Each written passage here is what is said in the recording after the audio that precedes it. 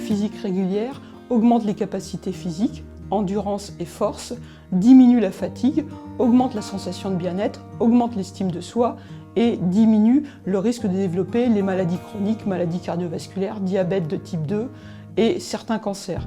Sans oublier qu'elle diminue l'anxiété, et ainsi on sait maintenant que si on compare les effets des anxiolytiques, des médicaments anxiolytiques, aux effets de l'activité physique a les mêmes effets que les anxiolytiques sans les effets secondaires de ces derniers. Enfin, l'activité physique améliore le sommeil, ainsi un sujet qui pratique régulièrement l'activité physique dort mieux, est moins fatigué le matin et moins fatigué le reste de la journée.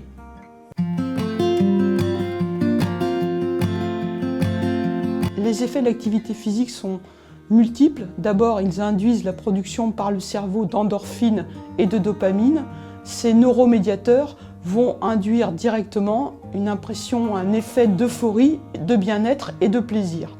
L'autre effet est lié à l'effet sur les hormones du stress, le cortisol et l'adrénaline.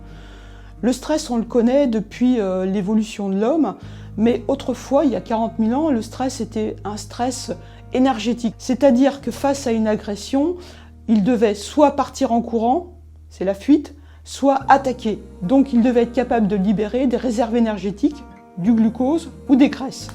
Aujourd'hui, les stress ne sont plus énergétiques, mais psychologiques. C'est-à-dire qu'on est confronté à un stress dans son milieu professionnel ou par exemple dans sa voiture quand on est coincé dans un embouteillage tous les jours. Il n'y a pas besoin de dépenses énergétiques, mais néanmoins, on libère du glucose et on libère des graisses qui ne sont pas du tout utilisées et qui sont donc stockées et vont conduire à l'athérosclérose et au diabète à long terme.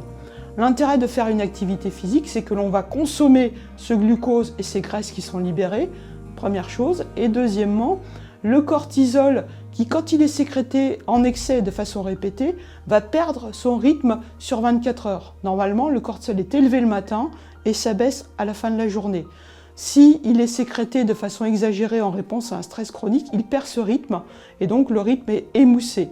Et avec une activité physique régulière, on voit, même chez les sujets stressés, le rythme redevenir normal.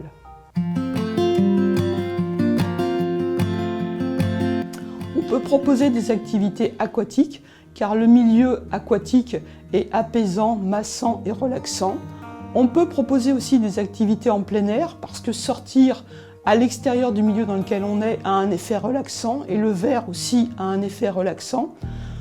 Les sports type arts martiaux, mais aussi Qigong, yoga, ont un effet important parce qu'ils impliquent de travailler et de maîtriser sa respiration. C'est le cas aussi des exercices d'endurance où il faut bien contrôler son rythme respiratoire et son rythme cardiaque, mais c'est le cas aussi de la danse, par exemple le tango, où il faut travailler avec son partenaire et complètement s'oublier pour être capable de suivre la respiration et les mouvements du partenaire. Mais aussi toutes les activités physiques qui peuvent plaire et induire une sensation de plaisir.